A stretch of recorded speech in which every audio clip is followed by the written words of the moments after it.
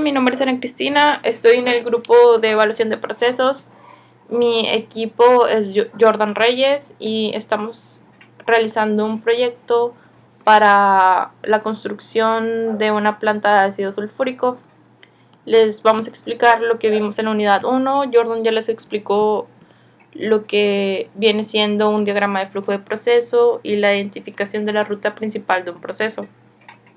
También en esta unidad vimos la descripción de un proceso.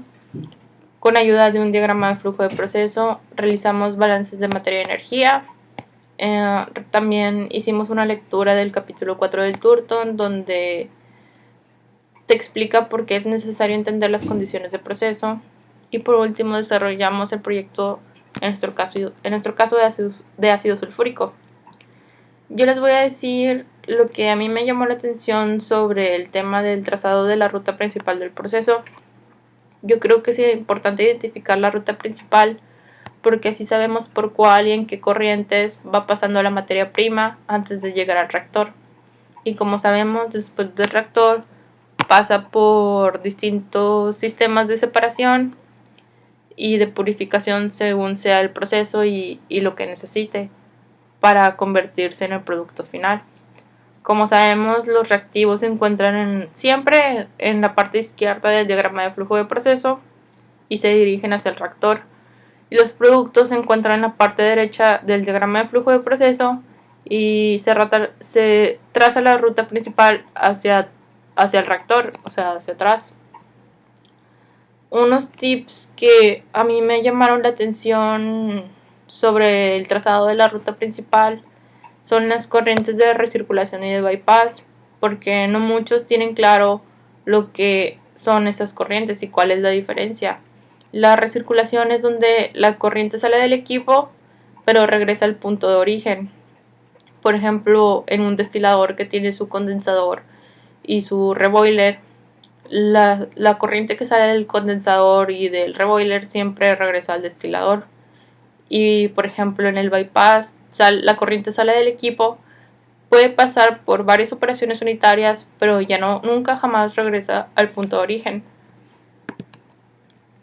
Y hablando sobre entender las condiciones de proceso, en el caso de la presión y de la temperatura, siempre hay un intervalo o un límite que es recomendado, porque si se excede de ese intervalo recomendado, puede incrementarse el costo de los equipos debido a que se necesite construir el equipo con otro espesor, con mayor espesor de las paredes de los equipos o con un material que no es muy común o que puede ser demasiado caro.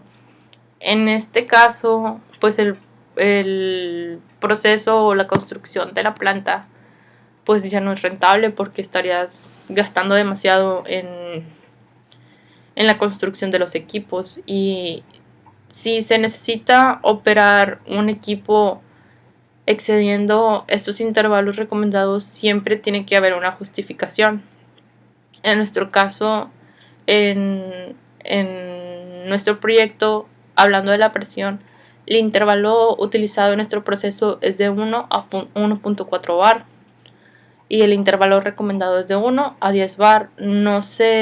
No excedemos el intervalo recomendado, por lo tanto no se necesita una inversión adicional, no se incrementa el costo de los equipos ni el espesor de las paredes, así que en este punto no necesitamos una justificación.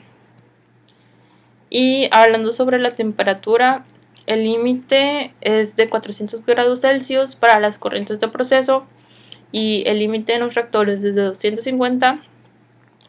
En nuestro proyecto, por ejemplo, excedemos la temperatura recomendada, que es de 1150 grados Celsius en nuestro proyecto, en el horno de quemado a fuego directo, donde entre el azufre y el aire.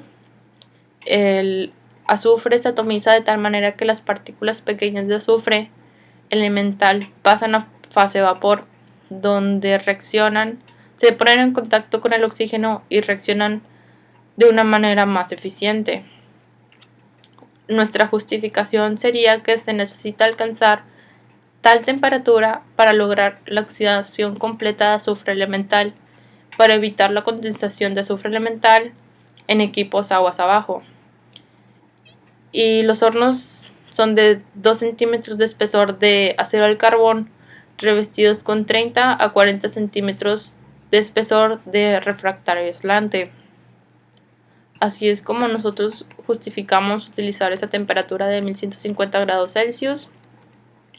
También otro ejemplo sería en el convertidor catalítico de 3 pasos. Se aumenta la temperatura demasiado, de 420 pasa a 620. En nuestro caso, nuestra reacción es exotérmica. Entra el dióxido de azufre para convertirse a trióxido de azufre con un catalizador de pentóxido de vanadio, y se necesita controlar la temperatura mediante enfriadores, pero aún así la temperatura es más alta de 250 grados Celsius. Yo creo que la justificación sería que la temperatura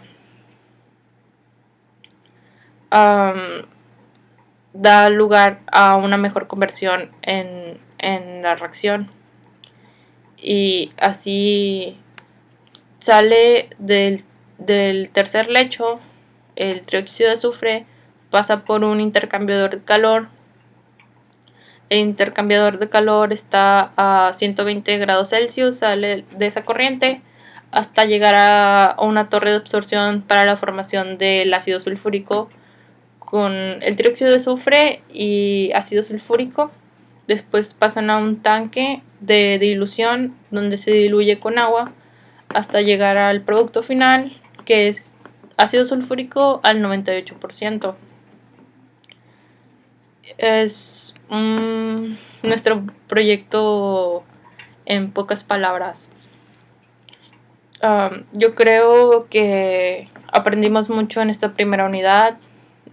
Le realizamos muchas modificaciones a nuestro proyecto, mejoramos nuestro diagrama de flujo de proceso, utilizamos otros símbolos, utilizamos otro programa para hacer el diagrama de flujo de proceso, realizamos nuestro balance de materia, aunque nos faltó terminar nuestro balance de energía. Ya por fin nos cuadró nuestro balance de materia. Modificamos el análisis de valor agregado.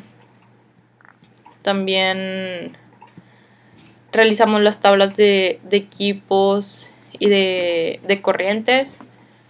Y yo creo que todavía nos falta aprender demasiado, pero si trabajamos todos los días vamos a poder terminar nuestro proyecto muy bien. Y esto sería todo. Adiós.